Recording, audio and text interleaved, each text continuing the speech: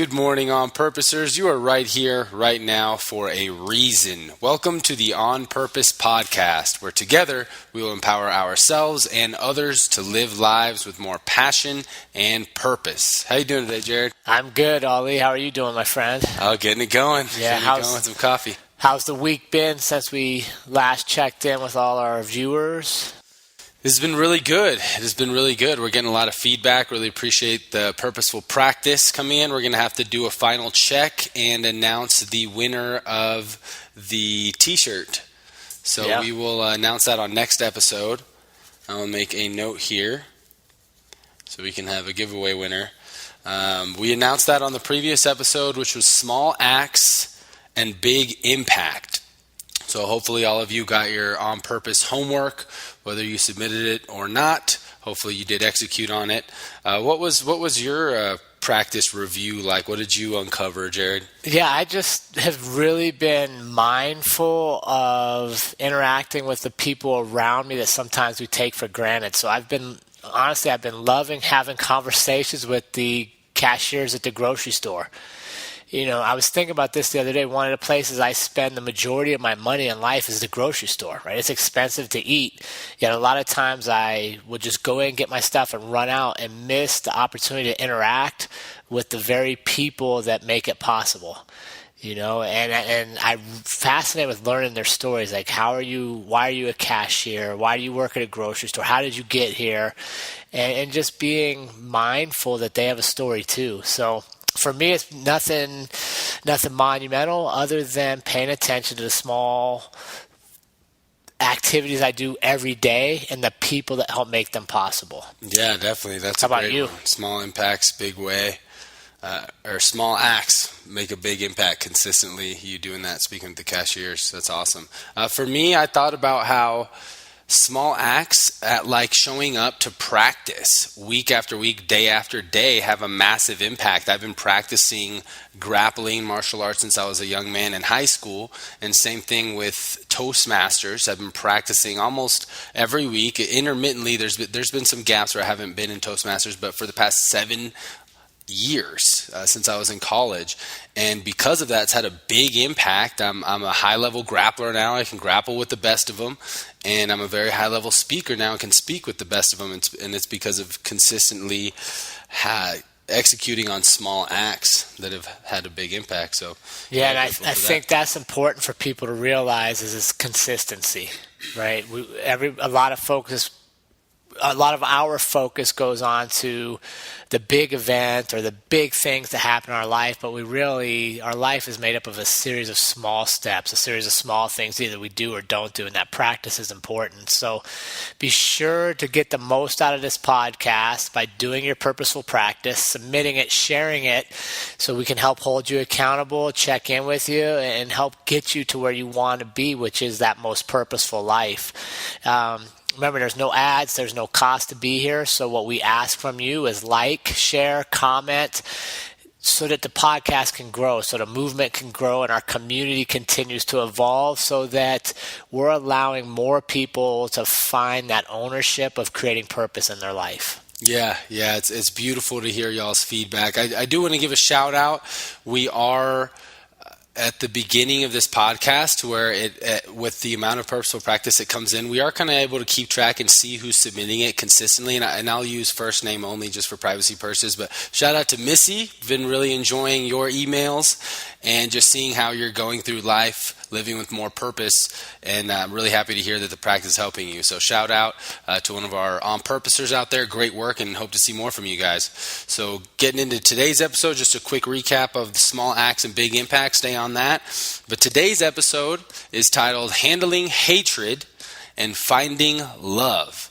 So we all know, you turn on the news, there's enough hatred going on in the world. You know, we don't need to look too far to find hatred, right? And since it's so abundant, how do we handle that? How do we handle all of this influx of hatred that can seem overwhelming at times, especially if you're really well connected with the news and mainstream media? So Jared, how do you handle hatred? How do you handle people with just very, very different ideas than you have. What do you do? Well, I think for me it's evolved over time. I think when I was younger, I would have argued with them and tried to prove that they are wrong and I had to be right.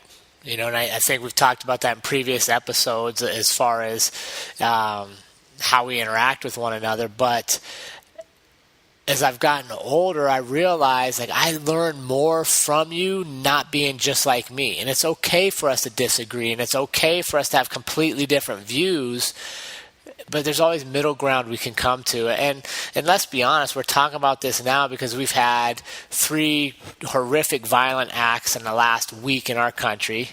People that have lost their lives for doing nothing more than trying to live their life, and they just end up at the wrong place at the wrong time. And they become a victim to somebody that's filled with hate and decides they need to kill people.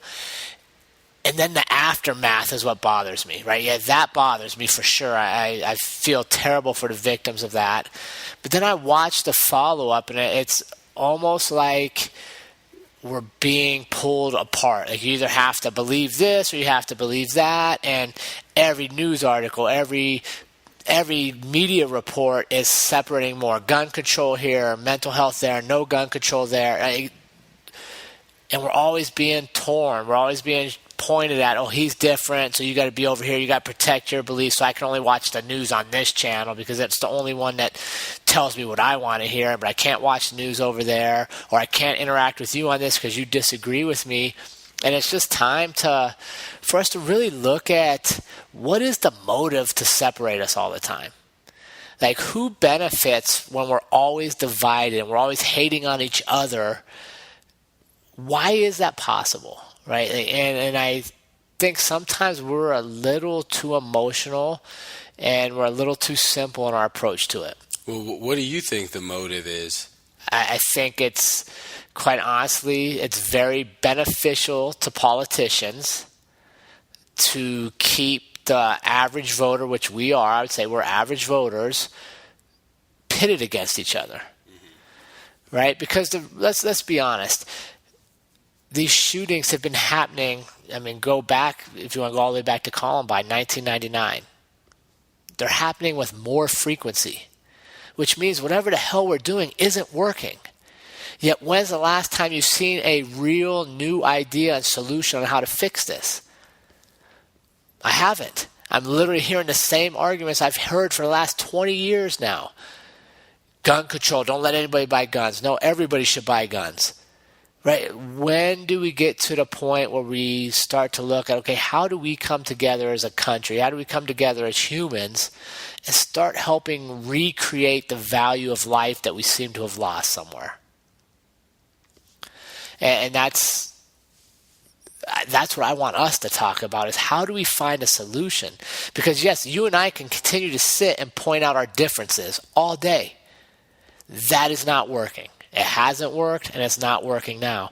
And unfortunately, when the people we trust to come up with solutions can't get it done, what we're seeing is more people continue to lose their lives.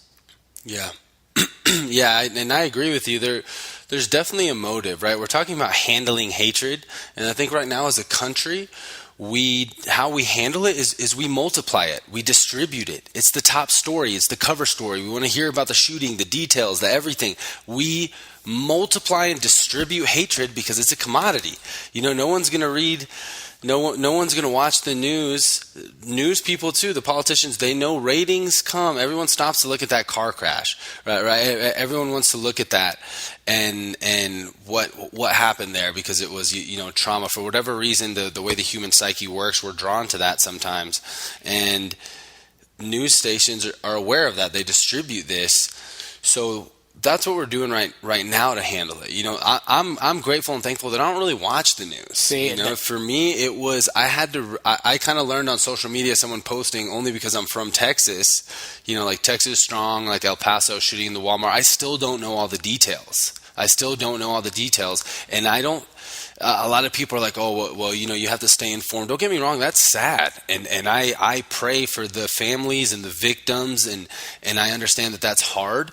But frankly, I don't want to consume all that. I don't want to sit there and watch the news and have debates about gun control and all this, because at the end of the day, I know that at this point, I can only make so much of a real impact with who the lawmakers are, right? To where it's not a priority for me to spend a lot of time consuming and talking with Joe Schmo about what I think about gun control and gun rights and all these things. I'd rather double down and push my gratitude. Right. I'd rather get some more of these episodes out. I'd rather distribute passion, love, and purpose like we're doing instead of distributing the hatred. So I think that you're absolutely right. There is a motive behind it, but we don't have to follow that motive. We don't have to follow what those people at the top who run these media stations, who run government, who run all these things are putting and distributing for us to consume.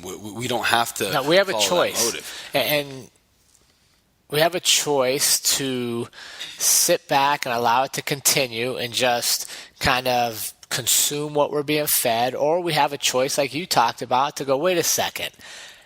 I have all this information at my fingertips nowadays. Instead of watching the news, I could go find a motivational video. I could go find a video that makes me feel good about myself. Like, you're in control of that. So one of the things that bugs me is, okay, you mentioned Texas Strong, which is great. But why does that shit always have to happen after a tragedy? Why weren't we strong beforehand?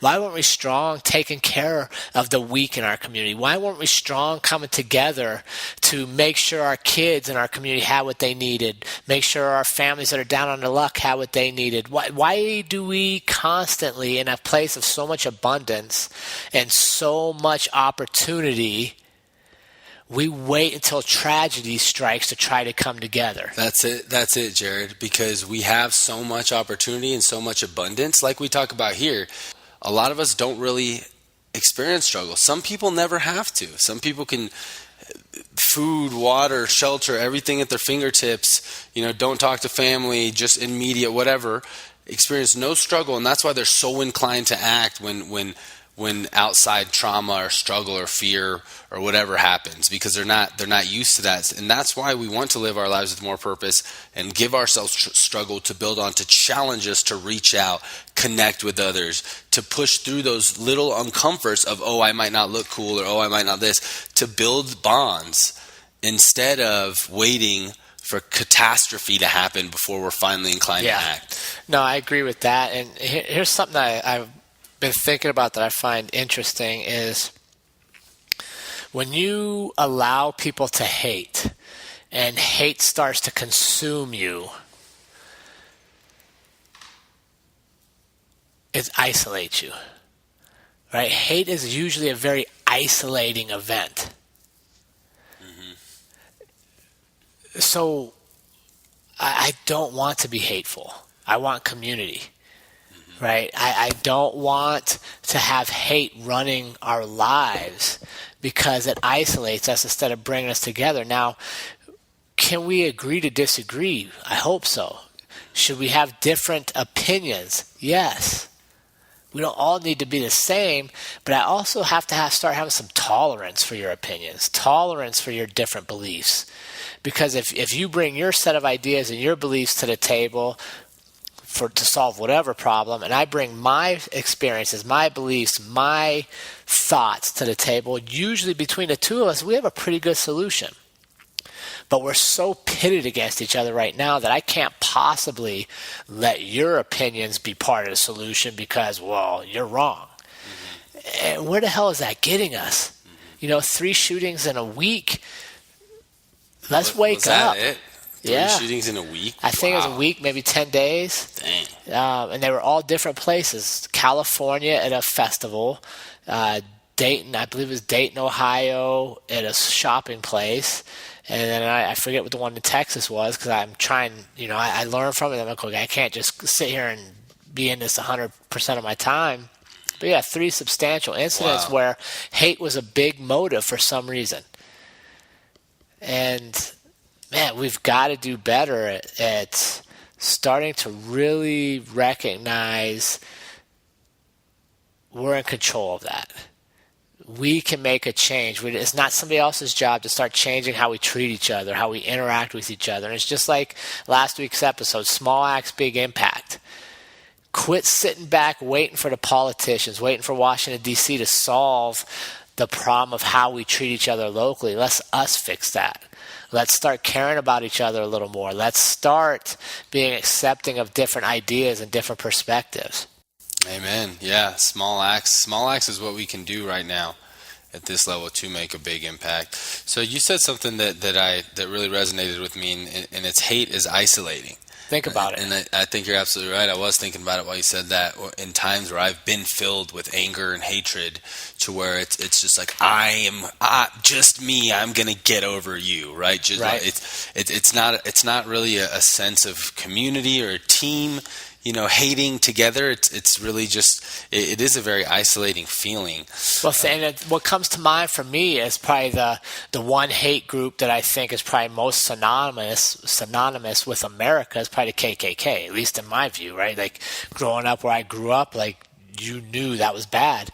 Where were their meetings held? They were in secret in the woods. Well, why are they in secret in the woods? Because it's hate. You can't, it's hard to walk around just hating by yourself in the middle of a group of people that are having fun. Like you go by yourself and build up that strength. Hate isolates. You think about the stories of all these people doing these shootings. One common thing, they're loners. They're by themselves. They're isolated. Well, I have a hard time thinking anybody isolates themselves and goes from happy to wanting to kill people overnight. It's a progression. What if when we started seeing that kid sitting at the lunch table by himself, instead of making fun of him and further isolating him, we had some compassion and we ate lunch with him. We just said hello. What about the clerk at the grocery store that you may look down upon because they don't make as much money as you? They don't have the status in life you do. What if you're nice to that person? What if you just care about people? Can you make a difference? And I'm not naive. Trust me, after 21 years of police work, I know bad shit happens. But it shouldn't happen because I don't care about people. And I can't solve everything. You can't solve everything. Our listeners can't solve everything. But what if being nice changes one person or puts a smile on their face? And if we all did that, how much duplicatable is that? How much of an impact does that create from a small thing? Big impact. You're gonna interact regardless. We're gonna walk by each other on the street regardless. I can have my head down on my phone and give you no interaction, have no idea what's going on in your world, or I could look at you and say, hey, good morning. Yeah. Might make a difference. But what I'll tell you, what doesn't make a difference is what the hell we're currently doing. Yeah, no, and it will absolutely make a difference. It may be a very, very small difference, but even to me, if someone says good morning and I, frankly, I've achieved a lot of what I've set out to achieve. I'm very grateful. I'm very blessed. Health, career, relationships, I have a lot of great things in my life. I'm a very confident person. But even when someone tells me good morning or says hello to me, a small act, it impacts my day in a positive way, and I'm grateful for it, and I like that. Can you imagine how big of an impact you would have on somebody who sits in isolation, who never communicates with people, who thinks the world is full of hey, good morning, and a smile? How big of an impact that can have? Every grocery store clerk that you talk to, who knows how much a big impact it can have. So no, I think that's great, and yeah, hate is isolating. Hate is isolating. I really like that. So Jared, how do you handle when someone has been isolated for so long that there really isn't coming to a middle ground? To where like for them, like they have been isolated, their hatred is strong, and they're hating on you or your beliefs. Do you have any stories of how you've handled that, or any insights on maybe how you would if you've encountered something or someone like that? I think what we're doing right now is a perfect example. I mean, not everybody agrees with us. Both Ali and I are very active on social media, doing a ton of YouTube videos, sharing our beliefs, Dat Grat, the B Nails, the Team Hardy stuff, the gym stuff. So we get definitely by being out there, we get our share of people that don't agree with us. And I've grown to realize, like, you not agreeing with me is not a personal attack. You just don't agree with what I agree with. You don't agree with what I think. And I'm okay with that. And I think that's where we got to get, is being okay that we don't always have to agree. Now, if you start personally attacking me, and it's full of, there's a difference between being disagreeable and being hateful. If you're hateful, I'm just not going to give you time, right? Because it's clear to me that emotional engagement of words is what you're after. Well, I'm not going to give that to you. I'm just going to continue to do what I do, and if you're paying enough attention, I'm betting we're going to start impacting that hate. Whereas I think before in my life, I would try to go head on with it, and then it's emotional, and then neither of us get anywhere, and then we never talk again. Whereas now, actions speak louder than words, so you may not like what I'm doing. You may not agree with what we do, but I'm going to continue to do it. And the fact, if you're continuing to even post negative comments, show up and ridicule stuff, you're spending your time watching what I'm doing, so it's having some kind of impact, whether you want to admit it or not. I think, to me, that's kind of where I'm at. How about you? Because you're out there a ton, and you push the envelope on a lot of stuff. So you're definitely going to get people that 100% disagree with you. Yeah. How do you handle that, and what's kind of your strategy for that? Yeah, it's definitely situation by situation. And it's changed a lot over the years, like you said. I remember I definitely dealt with a lot of, what's the word?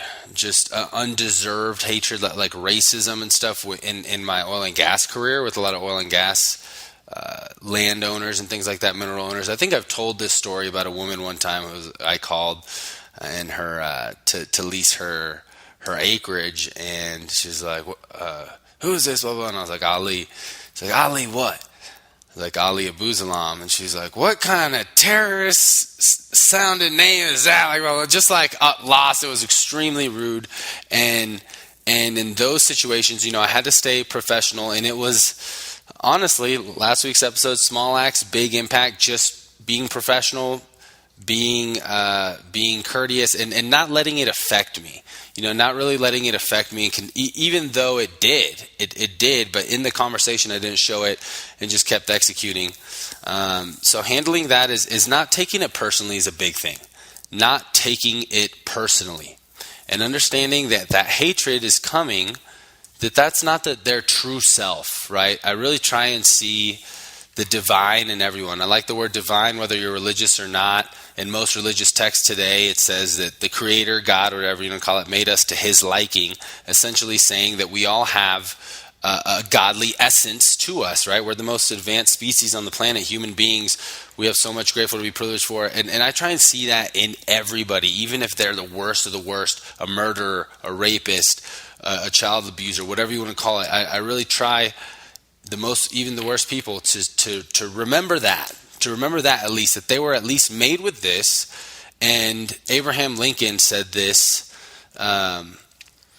He said that if I were in his circumstances, I probably would have acted the same, when he was describing one of his war generals who basically had a chance to end the Civil War if he had followed Abe Lincoln's orders, but he didn't.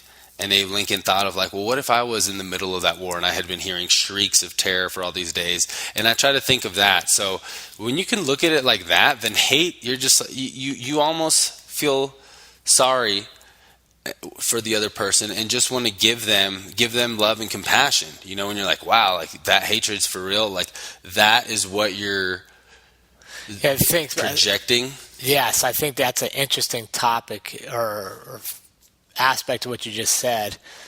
So I want to ask you this. Do you have to agree with everybody to offer them love? No, you don't. But why do we think we do? It seems to me like even amongst, say, gun control and no gun control, we're split. You have to, you don't have to. Even in love and hate, we're split. Like, I love this group, but these groups so hateful. I can't be part of them. Well, what if you tried to love them too? Would that counter their hate? What if instead of having to agree on everything or anything, you just accepted their opinions for their individuality? Would that start to change them and move them from being isolated to being back part of the communities? Oh, yeah. It would take some time. Sure. But it would have an impact. A small act consistently will create a big impact. And our episode is titled "Handling Hatred and Finding Love," because it seems like, at least in mainstream media, that there is more hatred in abundance, right? So we have to handle that, and we have to search for love, right? Instead of handling love and finding hate. Why would you want to find hate? But it's reversed like that, to where, again, negativity, stuff like that sells. Right. Division sells, because in everything, teams, like, why do we even need countries, right? Right. The division makes for selling, and competition is good in certain aspects. So once it gets to a level of hatred, no competition is worth that. Yeah. No competition is worth that. And I think it's interesting because, how do we find love in people or situations that are filled with hate? I think the recent events are perfect examples. A hatred act costs people their lives. An act of, I would call it cowardice, picking on innocent people. And hate unifies communities. So it's possible. It's possible for communities to come together. It's possible for people to come together, because the same group of people that are now Texas strong were Texas apart 2 weeks ago. Right. They couldn't agree on anything because of this belief or that belief, but now all of a sudden in tragedy they can come together. So how do we come together without needing tragedy to do it? We put smaller components of tragedy in our day-to-day lives. Struggle, fear, right? You might think it's a tragedy when you're running up the mountain and you're dying. Oh, I'm not going to make it. That's a small tragedy, right? You're not going to make it. But you're experiencing that adversity that we need to go through, that struggle that we need to go through as human beings to truly appreciate things. And unfortunately, for a lot of people, especially in our country, the United States of America, where the most shootings happen, we tend to have this desire to act in a really positive way after big tragedies happen, instead of, hey, I've been talking to the grocery clerks, I've been sharing gratitude, I've been letting everybody know that I appreciate them in my life every time I get the opportunity, right? We wait for these moments. So how do we find the love? And it is we make it a habit. We make it a habit to be a part of our daily life, and we look for it, right? Be intentional in seeing the good in people. Be intentional in seeing the good in the world you live in, and it doesn't make you weak, right? I think we have this idea that if I say hi to you first, now I'm somehow inferior to you. Right, if you know what I mean, like that macho, like, oh, I'm this tough guy. And trust me, I've been the tough guy. I've done tough things in my life, and I'll tell you, being isolated and carrying around this, well, I can't say hi to anybody first, mystique doesn't get you very far. Yeah. So what if we just set out every day to be kind to people and to really understand that behind every situation are people. Humans, highs and lows, ups and downs, beliefs, hatreds, prejudices, judgments. What if we understand that they're going through the exact same things we're going through, and we have some compassion, we have some kindness? Does it start to change things? Because I do not believe in 99% of these situations, people wake up and just decide, that's what I'm going to do today. You can look at the history of it. It's usually planned out. They slowly slip off the radar of life. They go from this group to disenfranchised to isolated to lone wolf. And I'm not dismissing their responsibility by any means. They chose this. But what if somewhere along the way, somebody invested a little more in them, would it have changed? Oh, yeah. I don't know. And you know what? We can't say for sure, but here's what I can tell you. Whatever we're currently doing doesn't work. It's not. And a fun exercise to do is, what if we were born into that person's life and had those exact same circumstances. It's a scary thought, but it's a pretty good chance you, me, one of our listeners could be a mass shooter too. If they had experienced that years and years of compounded isolation and hatred, I mean, what's the worst punishment in isolation in prison? Is isolation in prison, right? That's the worst possible punishment. Worse than the death penalty is complete isolation. If we had years and years of this and had people who shat on us and spit on us and hated us, you, me, anyone could be a mass shooter too. And I think that when we can really start to look at each other as ourselves and think, this is just me in a different experience, right? This is my brother, this is my sister. Really think of Team Human.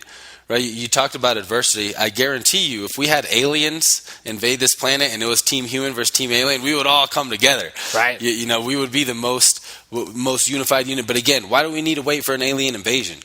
Why can't we be Team Human 100% all the way around right now? And I think it starts with not taking anything personally, number one. And number two is seeing yourself, seeing the divine in every person that you encounter, and having fun with that exercise of like, wow, I would probably be that exact same person if I was born into that, right? And nobody intervened to help me see opportunity. Nobody took the time to let me realize I could be different. You know, last week's episode, Small Acts, Big Impact, you heard the story about what Bruce meant to my life. Yeah. What if he hadn't stepped in, and now this 12-year-old, I was full of hate. I was fighting all the time. I was miserable. I had moved to a new place where I didn't fit in. I was no longer a cool kid. I was the outsider. People were picking on me every day. What if he hadn't stepped in and included me, but I continued on this path that I was headed? Where would I be? I don't know. Thankfully, I don't know, because he did intervene. How many people around us on a daily basis do we just walk past and never give a second thought to that our kind word, our compassion, our greeting, our making eye contact to even acknowledge they exist may be the little spark to get them thinking there is hope in the world, there is love in the world, there is opportunity. But we go through our day doing what we do every day. And I want to ask this for our listeners. How many of you get outside your circle to find different perspectives, to hear differing opinions? Or are you always surrounded by people that think just like you think, agree just with everything you agree with, and do exactly what you do? Because that's one of the ways that we can really kind of stunt our own growth, is by not allowing ourselves to be around differing opinions. Not partaking in the discussions when we know we're not going to agree on it at the end, but we can find mutual ground to disagree and be agreeable to disagreeing. Yeah, and that's growth, right? That's what opens your mind. Yeah, I love that. So Jared, even for people like us, to where we're very fortunate to be in places like Trials, to be in places like Fort Collins, Colorado. I love this town, with very friendly, outgoing people. You know, it's not like Houston where I'm from, to where people do say hi, make eye contact. But what if for some of our listeners to where that sounds exhausting? You know, maybe our introverts, or like people who may not be able to consistently do that, or who just aren't used to that. What do you think, maybe on a base level, or maybe a couple ideas of what do you think needs to be done in our world to increase love and lessen the hate? What can we do as individuals, as communities? I think to me the biggest lesson we can learn from these recent tragedies is realize that people of different colors, ethnicities, religious beliefs, sexual orientations, socio-economic status, political affiliation, have all somehow managed to come together after tragedy. So why don't we look to bring that together before the tragedy? Let's quit making tragedy what unifies us, and let's choose to be unified every day. Here's what I would actually say is let's choose to actually live our life like we're telling our kids to live their lives. How many parents, I don't know one parent that, and I'm sure there's some, I don't know them, that wakes up and says, okay, little Ollie, I want you to go out today and only talk to people of your race, only talk to people that look like you, and be mean to everybody else. We don't tell them that. But yet as parents, a lot of us will practice that. We'll only go to places where people agree with our beliefs. We'll only go to places where we're not challenged on anything we believe, where we're comfortable. Let's live life like we're expecting our kids to live life. Let's show them how you can agree to disagree, how you can sit down with people of different everything and still find commonality, because under the root of our beliefs, under the root of if we have money or don't have money, underneath all that stuff, you're humans. And what do you crave? You crave community, you crave love, and you crave somebody actually giving a shit about you. Right? And when do you crave that the most? For most people, it's their teenage years. When they're completely lost, they have all these hormones raging, they don't know what they're going to do. Let's give people places to find that. And we have churches and we have different groups, which is fine, but those all require people to come to them. Right. And what I'm saying is, as we as an on-purpose community go, wait a second, I'm going to take a stand. I'm going to make eye contact with strangers. I'm going to say hello to people. I'm going to get to know the people that do things wherever I'm at that oftentimes I overlook. Here's a little example. Those of you that go to places have custodians.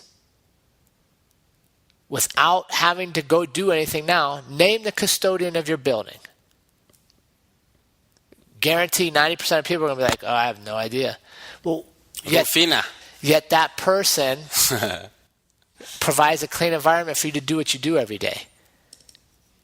You know what I mean? Like, let's just choose to start appreciating all the small things that go on around us that are done by human beings that want to be included, want to be valued, and want to be part of the community. Yeah, amen. And maybe I'm simple, but I don't think it needs to be any harder than that. I don't need Donald Trump, whether you like him or don't like him, to make a law for me to decide to care about people. I don't need the NRA, whether you think we should have guns or don't have guns, to make something up to where I choose to care about the people I'm going to see today. Yes, amen. So think about that. If we all do this in our communities, I don't care if you're in a little small town somewhere or a big city or a place like Fort Collins, if you choose to care about the people you interact with, which is your choice. You could choose to walk by them or care about them. Now we can start to make change. Now we can start to build community. Amen. No, that's... walls aren't going to fix this shit. More gun laws aren't going to fix it. Different presidents ain't going to fix it, because why? 20 years we've been watching this happen. Right.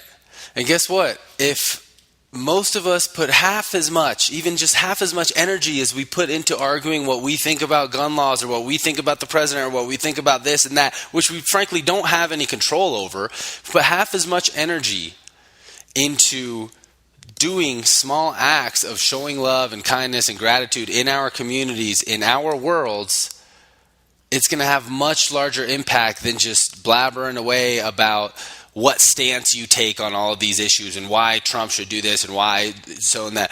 Go out and talk to your cashier, talk to your custodian, ask questions, smile at someone, make some eye contact, dat grad somebody, win a free t-shirt, do a couple dat grad interviews. And that is what's going to make a massive difference, a big impact in our world. And here's the reality. What if it doesn't? What if being nice to people doesn't change the world? Are we any worse off? Because being mean to each other isn't changing. Being mean and hating each other isn't getting us any better. So why don't we try the alternative? Yeah. And here's the thing, Jared. It will.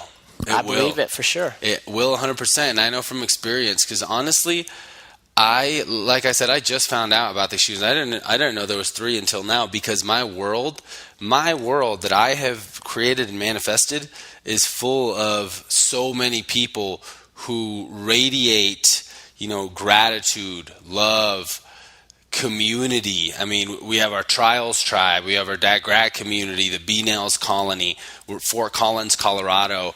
The world that I am in, that I have put work into manifesting this type of environment, is the result of small acts consistently having a big impact. And conscious thought.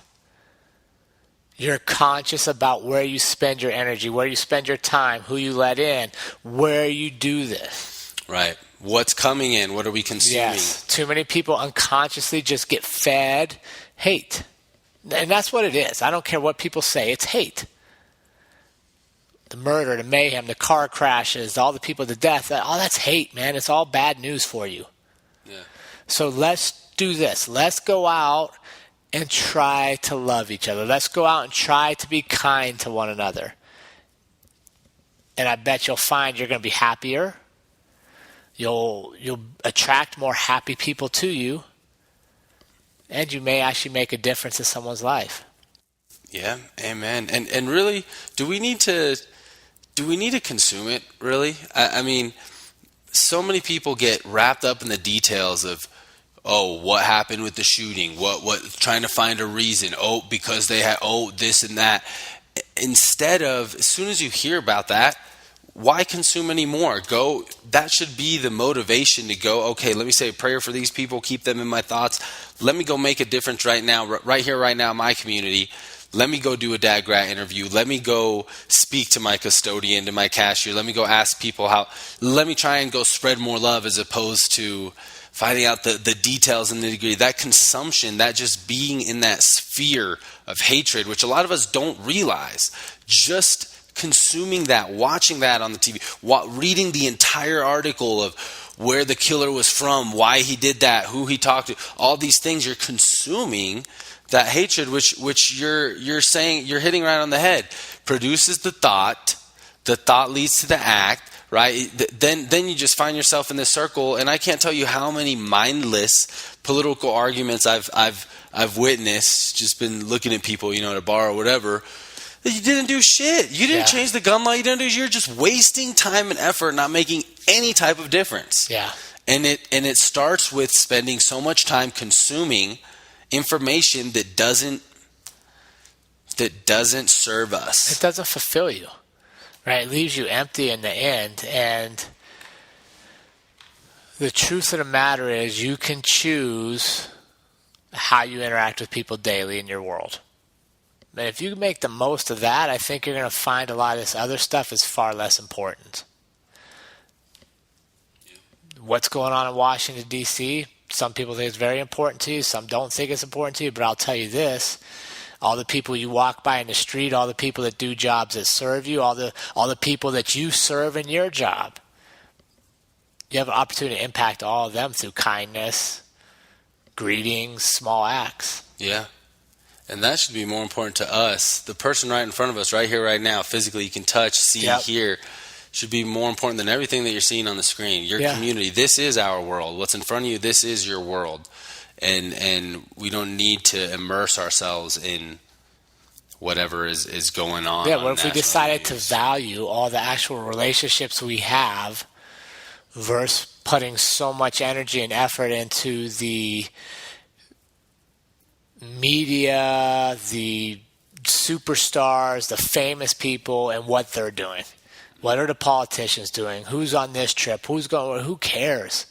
The reality is your communities are suffering, and we have people that don't feel like they belong anywhere.